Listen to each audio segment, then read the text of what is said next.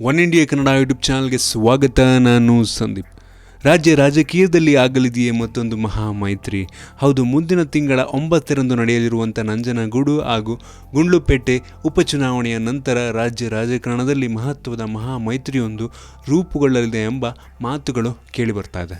2018ರಲ್ಲಿ ನಡೆಯಲಿರುವಂಥ ರಾಜ್ಯ ವಿಧಾನಸಭಾ ಚುನಾವಣೆಯನ್ನು ಎದುರಿಸಲು ಆಡಳಿತಾರೂಢ ಕಾಂಗ್ರೆಸ್ ಪಕ್ಷ ಹಾಗೂ JDS ಪಕ್ಷಗಳು ಪರಸ್ಪರ ಚುನಾವಣಾ ಪೂರ್ವ ಮೈತ್ರಿಯನ್ನ ಮಾಡಿಕೊಂಡು ಒಟ್ಟಿಗೆ ಚುನಾವಣೆಯನ್ನು ಎದುರಿಸಲಿವೆ ಅಂತ ಮಾತುಗಳು ರಾಜಕೀಯ ವಲಯದಲ್ಲಿ ಕೇಳಿಬರ್ತಾ ಇದೆ. ಇದು ಒಂದು ರೀತಿ ಭಾರಿ ಕುತೂಹಲವನ್ನ ಹುಟ್ಟಿಸಿದೆ. ಹಾಗಾದ್ರೆ ಮೈತ್ರಿಯಾದರೆ ಕಾಂಗ್ರೆಸ್ಗೆ ಏನು ಲಾಭ ಅಂತ ನೋಡೋದಾದ್ರೆ, ಕಾಂಗ್ರೆಸ್ ಪಕ್ಷಕ್ಕೆ ಈ 2 ಉಪಚುನಾವಣೆಗಳು ಪ್ರತಿಷ್ಠೆಯ ವಿಚಾರವಾಗಲಿದೆ. ಏಕೆಂದರೆ ಪ್ರಾಂತ್ಯಗಳಲ್ಲಿ ಪ್ರಭಾವಿ ನಾಯಕ ವಿ ಶ್ರೀನಿವಾಸ್ ಪ್ರಸಾದ್ ಅವರನ್ನ ಪಕ್ಷದಿಂದ ಕಳೆದುಕೊಂಡು ನಂತರ ಈ ಕ್ಷೇತ್ರದಲ್ಲಿ ಅದು ಗೆಲ್ಲಲೇಬೇಕಾಗಿರುವಂಥ ಒತ್ತಡದಲ್ಲಿ ಸಿಲುಕಿದೆ. ಹಾಗೇನಾದರೂ ಈ ಒಂದು ಚುನಾವಣೆಯ ಫಲಿತಾಂಶ ಕಾಂಗ್ರೆಸ್ ಪಕ್ಷದ ವಿರುದ್ಧ ಬಂದರೆ ಮುಂದಿನ ಚುನಾವಣೆಗೆ ಇದು ಎಚ್ಚರಿಕೆ ಗಂಟೆಯಾಗಿ ಪರಿಣಮಿಸಲಿದೆ. ಹಾಗಾಗಿ ಮೈತ್ರಿ ಅನಿವಾರ್ಯವಾಗಿದೆ ಅಂತ ಹೇಳಲಾಗ್ತಿದೆ. ಹಾಗಾದರೆ ಈ ಒಂದು ಮೈತ್ರಿ ಆದರೆ JDSಗೆ ಏನು ಲಾಭ ಅಂತ ನೋಡೋದಾದ್ರೆ, JDS ಪಕ್ಷವು ಈ 2 ಉಪಚುನಾವಣೆಗಳಲ್ಲಿ ಸ್ಪರ್ಧೆ ಮಾಡ್ತಿಲ್ಲ.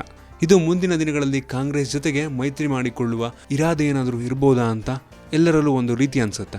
2018ರ ವಿಧಾನಸಭೆ ಚುನಾವಣೆಯಲ್ಲಿ JDSಗೆ ಸ್ಪಷ್ಟ ಬಹುಮತ ಬರುವುದು ಬಹುತೇಕ ಅಸಾಧ್ಯವಾಗಿರುವುದರಿಂದ ಈಗಾಗಲೇ ಸತತ 10 ವರ್ಷಗಳ ಕಾಲ ಅಧಿಕಾರದಿಂದ ದೂರ ಉಳಿದಿರುವಂಥ JDS ಕಾಂಗ್ರೆಸ್ ಜೊತೆ ಕೈ ಜೋಡಿಸಿದರೆ ಮುಂದಿನ ಚುನಾವಣೆಯಲ್ಲಿ ಅನುಕೂಲವಾಗಬಹುದು ಅಂತ ಹೇಳಲಾಗ್ತಿದೆ. ಇತ್ತ ಬಿಜೆಪಿಯ ನಾಯಕರೊಬ್ಬರು ಕಾಂಗ್ರೆಸ್ JDS ನಡುವಿನ ಮಹಾ ಮೈತ್ರಿಯ ಬಗ್ಗೆ ಉತ್ತರವನ್ನು ನೀಡಿದ್ದು, ಚುನಾವಣೆಯಲ್ಲಿ ಯಾರಿಗೆ ಸೋಲಾಗುತ್ತೇವೆ ಎಂಬ ಭಯ ಇರುತ್ತದೆಯೋ ಅವರು ಮಾತ್ರ ಮೈತ್ರಿಗೆ ಲೆಕ್ಕಾಚಾರ ಮಾಡ್ತಾರೆ. ಆದರೆ ಬಿಜೆಪಿಯ ವಿಚಾರ ಹಾಗಿಲ್ಲ. ಬಿಜೆಪಿ ಮುಂದಿನ ಚುನಾವಣೆಯಲ್ಲಿ ಗೆದ್ದೇ ಗೆಲ್ಲುತ್ತದೆ ಎಂಬ ಲೆಕ್ಕಾಚಾರದಲ್ಲಿದೆ. ಹಾಗಾಗಿ ನಮಗೆ ಮೈತ್ರಿ ಆಲೋಚನೆ ಇಲ್ಲ ಅಂತ ಉತ್ತರವನ್ನು ನೀಡಿದ್ದಾರೆ. ನಿಮ್ಗೇನಿಸುತ್ತೆ, ಈ ಒಂದು ಕಾಂಗ್ರೆಸ್ ಮತ್ತು JDS ಮತ್ತೆ ಒಂದು ಮೈತ್ರಿಯನ್ನು ಮಾಡುತ್ತಾ? ಕೆಲವೆಡೆ ಕಾಮೆಂಟ್ ತಿಳಿಸಿ.